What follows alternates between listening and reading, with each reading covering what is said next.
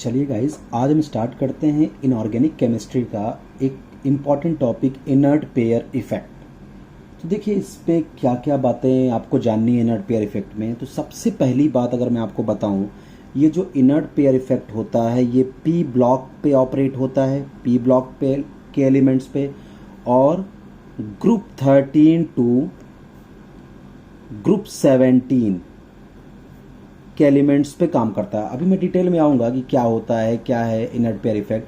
तो P block पे work करता है और ग्रुप 13 टू ग्रुप 17 के पी ब्लॉक के जो कंपाउंड जो एलिमेंट्स होते हैं वो इनर्ट पेयर इफेक्ट को दिखाते हैं। क्या होता है inert pair effect? Actually P block के जो हैवियर एलिमेंट हैं, जो पीरियड नंबर 5, पीरियड नंबर 6 या पीरियड नंबर 7 से बिलोंग करते हैं, उन पी ब्लॉक एलिमेंट के जो s इलेक्ट्रॉन होते हैं, आउटर मोस्ट s इलेक्ट्रॉन होते हैं, like 5s electron, 6s electron और 7s electron, they are incapable of participate in a chemical bond. मतलब कहने का क्या, जैसे एग्जांपल लेता हूं, मान लीजिए हम बात करें, कार्बन जो है वो ग्रुप 4th A से बिलोंग करता है। कार्बन, सिलिकॉन, जर्मेनियम, टिन और लेड, ये पीरियड नंबर 2, ये पीरियड नंबर 3, ये पीरियड नंबर 4, ये पीरियड नंबर 5, ये पीरियड नंबर 6। और आपको पता है कि जो कार्बन फैमिली का जो वैलेंस सेल का जनरल इलेक्ट्रॉनिक कॉन्फ़िगरेशन होता है वो NS2 NP2 होता है, NS2 NP2। यानी अगर मैं कार्बन के वैलेंस सेल का इलेक्ट्रॉनिक कॉन्फ़िगरेशन लिखूं तो 2s22p2, सिलिकॉन का लिखूं वैलेंस सेल तो 3s23p2, जर्मेनियम लिखूं तो 4s24p2 और टिन लिखूं तो 5s25p2 और लेड लिखूं तो 6s26p2। तो इनर्ट पेयर इफेक्ट क्या बोलता है कि जो पी ब्लॉक के जो हैवियर एलिमेंट है, जो पीरियड नंबर 5, पीरियड नंबर 6 या पीरियड नंबर 7 में प्रेजेंट होते हैं, उनके वैलेंस सेल के जो ये s सबशेल के जो इलेक्ट्रॉन्स हैं ये आयनाइज नहीं होते। यानी 5s2 वाला इलेक्ट्रॉन और 6s वाला electron, they do not participate in a chemical bond, do not participate in chemical bonding, chemical bonding में पार्टिसिपेट नहीं करते। यानी ये जो हैवियर एलिमेंट्स होते हैं, अब मैं तो यहां ग्रुप 4 में सिखा रहा हूं आपको, कार्बन फैमिली में यही सेम होगा, बोरान फैमिली में सेम होगा, आपका नाइट्रोजन फैमिली में सेम, ऑक्सीजन फैमिली में सेम, इन आपका हैलोजन फैमिली में, कि पी ब्लॉक के जो हैवियर एलिमेंट होते हैं, जो पीरियड नंबर 5, पीरियड नंबर 6 या पीरियड नंबर 7 से बिलोंग करते हैं, उनके आउटर मोस्ट वैलेंस सेल के जो एस सबशेल के जो इलेक्ट्रॉन होते हैं, they do not, they are chemically inert towards chemical bonding. इसका मतलब हम ये दो इलेक्ट्रॉन तो आयनाइज कर लेंगे, इन दो इलेक्ट्रॉन को तो निकाल लेंगे, बट वैलेंस सेल के इन दोनों इलेक्ट्रॉन को हम नहीं निकाल पाएंगे। जबकि ऊपर वाले केस में क्या है, कार्बन का ये दोनों इलेक्ट्रॉन भी आयनाइज हो जाएंगे, ये दोनों भी आयनाइज हो जाएंगे, इसलिए कितना ऑक्सीजन स्टेट दिखाएगा कार्बन, +4। सिलिकॉन के केस में 3p2 वाला भी इलेक्ट्रॉन आयनाइज कर लेंगे, 3s वाला भी इलेक्ट्रॉन आयनाइज कर लेंगे, तो इसका ऑक्सीडेशन स्टेट क्या होगा, +4। जर्मेनियम में भी 4p वाला भी इलेक्ट्रॉन निकाल लेंगे, 4s वाला भी निकाल लेंगे, तो इसका ऑक्सीजन स्टेट क्या होगा, +4। लेकिन टिन में क्या होगा, आपको पता है ये 5th पीरियड से बिलोंग करता है। तो इनर्ट पेयर इफेक्ट है क्या, पी ब्लॉक के जो हैवियर एलिमेंट होते हैं, जो पीरियड नंबर 5, पीरियड नंबर 6 और पीरियड नंबर 7 से बिलोंग करते हैं, उनके जो वैलेंस सेल के एस सबशेल में जो इलेक्ट्रॉन होते हैं उनको हम आयनाइज नहीं कर पाते। तो इसका मतलब यहां पे केवल 2 इलेक्ट्रॉन निकाल सकते हैं। तो टिन का स्टेबल ऑक्सीजन स्टेट क्या होगा, +2। और लेड में भी क्या, ये 7p2 तो निकल जाएगा, बस ये 6s आपका 6s2 6p2 सॉरी, तो ये 6s वाले इलेक्ट्रॉन नहीं निकल पाएंगे। तो यहां पे केवल ऑक्सीजन स्टेट क्या होगा इसका, +2। तो इनर्ट पेयर इफेक्ट यही होता है बेटा। इनर्ट पेयर इफेक्ट में क्या होता है, जो पी ब्लॉक के जो लाइटर एलिमेंट हैं, जो पीरियड नंबर 2, 3 और 4 से बिलोंग करते हैं, उनका जो ऑक्सीडेशन स्टेट होता है वो उनके ग्रुप नंबर के बराबर होता है। देखिए कार्बन किस ग्रुप में है, 4th A ग्रुप में है, तो इसमें क्या है बेटा, इसका देखिए ऑक्सीजन स्टेट +4, सिलिकॉन +4, जर्मेनियम +4। लेकिन पी ब्लॉक के जो हैवियर एलिमेंट्स होते हैं, जो पीरियड नंबर 5, पीरियड नंबर 6 या पीरियड नंबर 7 से बिलोंग करते हैं, उनका जो ऑक्सीडेशन स्टेट होता है वो ग्रुप नंबर -2 होता है। यानी जो नीचे वाले हैं उनका ऑक्सीडेशन स्टेट ग्रुप नंबर -2। भाई टिन का ग्रुप नंबर क्या है, 4, बट इसका ऑक्सीजन स्टेट क्या है +2, स्टेबल +2 है। लेड का ग्रुप नंबर क्या है 4, बट इसका क्या है +2, क्योंकि टिन और लेड अपने ये जो 5s2 और जो 6s2 इलेक्ट्रॉन है इसको आयनाइज नहीं कर पाते, ठीक है। इसी को बोलते हैं इनर्ट पेयर इफेक्ट, यानी this pair of electron 5s2, 6s2, 7s2, this pair of electron is chemically inert towards chemical reaction, that's why this is called inert pair effect। इसको क्या बोलते हैं inert pair effect। जैसे थोड़ा सा मैं और डिटेल करूं, पूरे पी ब्लॉक में दिखाऊं, जैसे 13, ग्रुप 14, ग्रुप 15, ग्रुप 16, ग्रुप 17, इसी में देखा था 13 को हम 3rd ए भी बोलते हैं, 14 को हम 4th ए भी बोलते हैं, 15 को हम 5th ए भी बोलते हैं, 16 को हम 6th ए भी बोलते हैं, 17 को हम 7th ए बोलते हैं। चलिए मैं 3rd पीरियड के लूंगा, क्योंकि आपको पता है कि जो किसी भी पी ब्लॉक का जो फर्स्ट एलिमेंट होता है बड़ा एनॉमलस बिहेवियर दिखाता है, ठीक है। बोरान का एनॉमलस बिहेवियर आपने पढ़ा होगा, कार्बन का एनॉमलस बिहेवियर पढ़ा होगा, ठीक है। नाइट्रोजन की प्रॉपर्टी बाकी सबसे अलग होती है। तो मैं स्टार्ट करूंगा 3rd पीरियड से, क्योंकि 2nd पीरियड जो एलिमेंट है उनका बिहेवियर थोड़ा एनॉमलस होता है। तो 3rd हो गया, 4th हो गया, 5th हो गया, 6th हो गया। तो देखिए हम कहां से ले रहे हैं 3rd पीरियड से, तो aluminium, gallium, indium, thallium, silicon, germanium, tin, lead, phosphorus, arsenic, antimony, bismuth, chlorine, bromine, iodine, astatine, sorry ये तो ऑक्सीजन फैमिली था, तो सल्फर, सेलेनियम, टेल्यूरियम और पोलोनियम, और हेलोजन में बेटा क्लोरीन, ब्रोमीन, आयोडीन और एस्टेटीन। ये तो ये देखिए आपको 13 to 17 के एलिमेंट लिखे। तो इनर्ट पेयर इफेक्ट क्या बोलता है, जो लाइटर एलिमेंट होते हैं पी ब्लॉक के, जो लाइटर एलिमेंट होते हैं, यानी ये सारे एलिमेंट जो पीरियड नंबर 3 और 4 से बिलोंग कर रहे हैं, इनका जो ऑक्सीडेशन स्टेट होता है ये इनके ग्रुप नंबर के बराबर होता है, इनके ग्रुप नंबर के बराबर होता है। यानी अगर मैं बोलूं एल्यूमिनियम और गैलियम का स्टेबल ऑक्सीजन स्टेट क्या होगा, तो +3, 3rd ग्रुप से बिलोंग करते हैं। सिलिकॉन और जर्मेनियम का +4, फास्फोरस और आर्सेनिक का +5 स्टेबल ग्रुप नंबर के बराबर, सल्फर सेलेनियम +6, क्लोरीन ब्रोमीन +7 अपने ग्रुप नंबर के बराबर होंगे। लेकिन जो इनके हैवियर एलिमेंट हैं, जो पीरियड नंबर 5, पीरियड नंबर 6 और पीरियड नंबर 7 से बिलोंग करते हैं, इन सबका जो ऑक्सीडेशन स्टेट होता है, इन सबका जो ऑक्सीडेशन स्टेट होता है ग्रुप नंबर -2 के बराबर होता है, ग्रुप नंबर -2 के बराबर होता है। जैसे इंडियम थैलियम का ग्रुप नंबर है 3, तो इनका स्टेबल ऑक्सीडेशन स्टेट होगा +1। टिन और लेड का ग्रुप नंबर है 4, तो इनका स्टेबल होगा +2, +4 नहीं होगा। एंटीमनी बिस्मथ का स्टेबल होगा +3, क्योंकि 5th ग्रुप में है तो 2 माइनस कर दो। टेलेरियम पोलोनियम का स्टेबल क्या होगा +4, आयोडीन एस्टेटीन का क्या होगा स्टेबल +5।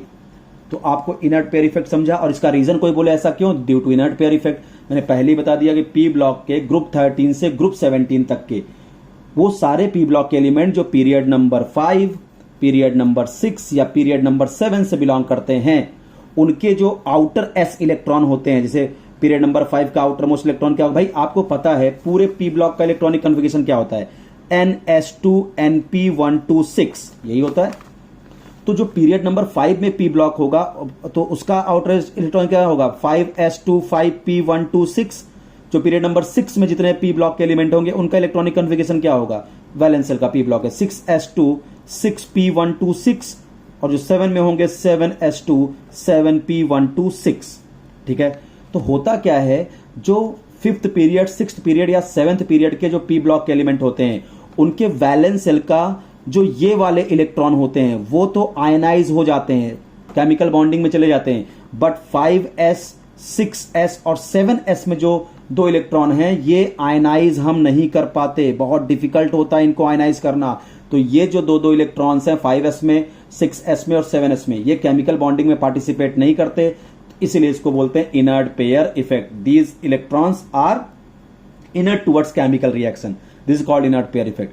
अब बात आती है क्यों 5s 6s और 7s के इलेक्ट्रॉन बॉन्डिंग में पार्टिसिपेट नहीं करते। क्यों? ये पेयर इनर्ट हैं। अब चलो पहले इस पे कुछ इंपॉर्टेंट क्वेश्चन करा लेता हूं आपसे, तब रीजन बताता हूं। जैसे आपसे पूछा विच इज मोर स्टेबल, आपसे पूछा विच इज मोर स्टेबल, आपसे पूछ रहा है विच इज मोर स्टेबल। ऐसे क्वेश्चन नीट वगैरह में बहुत आते हैं। Which is more stable, PbCl4 या PbCl2, कौन ज्यादा स्टेबल है? तो आपको पता है कार्बन, सिलिकॉन, जर्मेनियम, टिन और लेड, ये सेकंड पीरियड, ये थर्ड पीरियड, ये फोर्थ पीरियड, ये फिफ्थ पीरियड, ये सिक्स्थ पीरियड। तो इसका electronic 2s2 2p2 वैलेंसिल, 3s2 3p2, ठीक है, ये 4s2 4p2, 5s2 5p2 और लेड 6s2 6p2। तो आपको पता है लेड का स्टेबल ऑक्सीजन स्टेट क्या होगा? +4 होगा या +2 होगा? स्टेबल होगा इसका +2 due to inert pair effect, क्योंकि जो फिफ्थ पीरियड सिक्स्थ पीरियड के एलिमेंट होते हैं उनका ऑक्सीजन स्टेट ग्रुप नंबर से 2 कम होता है। ये सब फोर्थ ए ग्रुप से बिलोंग करते हैं, तो इनका ग्रुप नंबर 4 है, तो बस लेड क्या दिखाएगा? +2 स्टेबल। तो दोनों जगह देखो, यहां लेड +4 है ऑक्सीजन स्टेट, यहां लेड +2 है, तो कौन स्टेबल होगा? Lead +2 due to inert pair effect, ये स्टेबल होगा।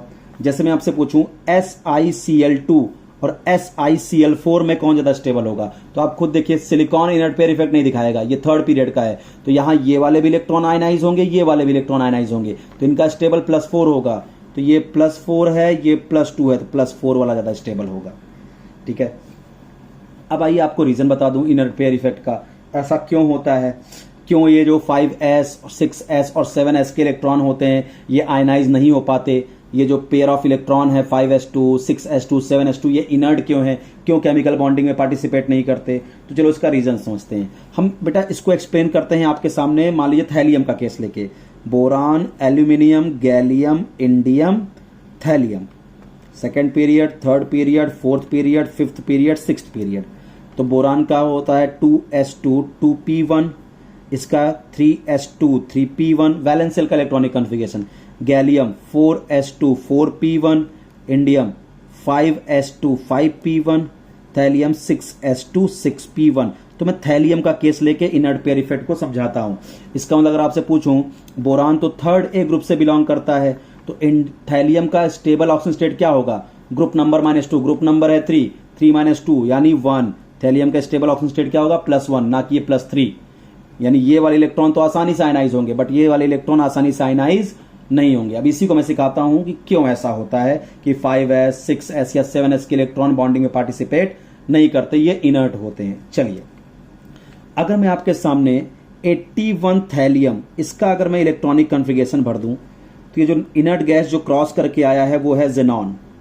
ठीक है, अगर मैं इसके इलेक्ट्रॉन भरूं तो 4f14 5d10 6s2 और 6p1, ये इसका इलेक्ट्रॉनिक कॉन्फ़िगरेशन है। चलो इसको जरा आप प्रिंसिपल के ऑर्डर में लिख देता हूं। n+l रूल के हिसाब से क्या होगा? 6s2 4f14 5d10 6p1, ये आप रूल के हिसाब से लिख दिया इलेक्ट्रॉनिक कॉन्फ़िगरेशन n+l रूल के हिसाब से। तो क्या बोल रहा है इनर्ट पेयर इफेक्ट कि ये वाला इलेक्ट्रॉन तो आयनाइज हो जाएगा, ठीक है, लेकिन 6s के जो 2 इलेक्ट्रॉन हैं ये आयनाइज नहीं हो पाएंगे, इनको निकालना बड़ा डिफिकल्ट है।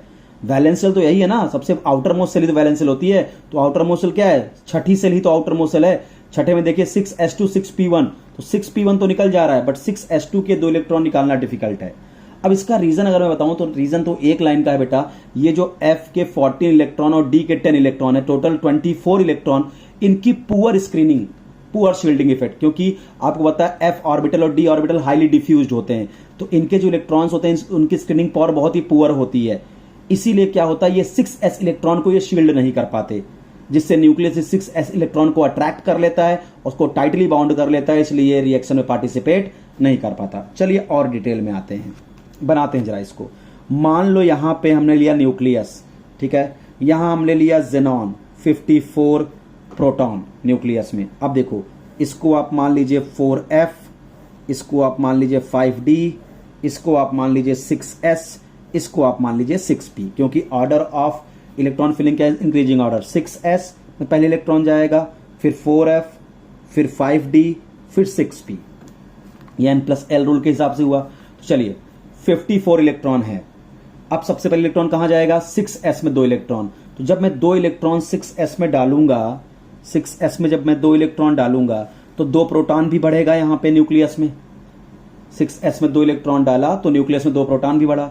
उसके बाद f में 14 इलेक्ट्रॉन जाएंगे, f में 14 इलेक्ट्रॉन।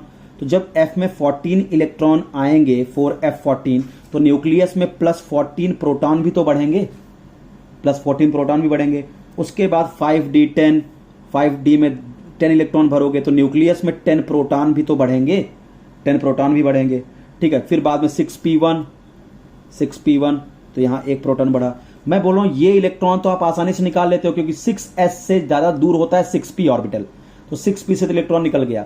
बट हो क्या रहा है बेटा कि इस 6s के 2 इलेक्ट्रॉन हैं, उसके पहले देखिए f4, f के 14 और d के 10, टोटल 24 इलेक्ट्रॉन ऐसे हैं जो f और d ऑर्बिटल में है, जिसकी जो स्क्रीनिंग या शील्डिंग पावर है, जो इसकी जो शील्डिंग पावर है,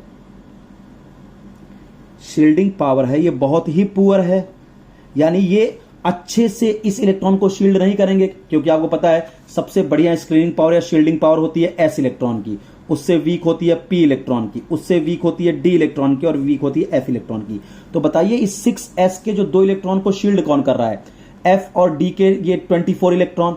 मतलब ये 24 इलेक्ट्रॉन इस 6s के 2 इलेक्ट्रॉन को न्यूक्लियस से बचा नहीं पा रहे हैं, क्योंकि इनकी स्क्रीनिंग पावर या शील्डिंग पावर कमजोर है, तो अच्छी स्क्रीन डेवलप नहीं कर पाएंगे यहां पे, ठीक है। अच्छा रिपल्शन नहीं दे पाएंगे, क्योंकि स्क्रीनिंग इफेक्ट का मतलब क्या होता है, repulsion offered by inner orbit electron to the outermost electron is called screening effect. तो ये जो 24 इलेक्ट्रॉन हैं ये 6s के 2 इलेक्ट्रॉन के लिए बेकार साबित हुए, क्योंकि इनकी स्क्रीनिंग पावर क्या है, बहुत ही पुअर है। तो ये इस 6s इलेक्ट्रॉन को बहुत ज्यादा रिपल्शन नहीं दे पाएंगे, अच्छे से स्क्रीन नहीं कर पाएंगे न्यूक्लियस से।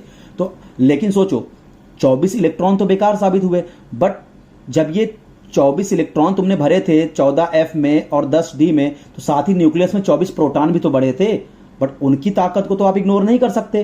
तो नो डाउट ये 24 इलेक्ट्रॉन इस 6s के 2 इलेक्ट्रॉन के लिए बेकार साबित हो गए, क्योंकि स्क्रीनिंग ही अच्छी नहीं कर पा रहे, शील्ड ही अच्छा नहीं बना पा रहे हैं, जिससे न्यूक्लियस इस इलेक्ट्रॉन को अट्रैक्ट कर सकता है।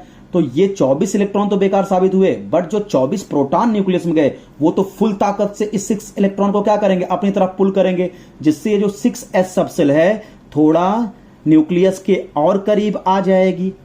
यानी ये जो 6s है, this is the previous position of 6s, previous position of 6s subshell, और ये डॉटेड से बना रहा हूं, this is the new position of 6s।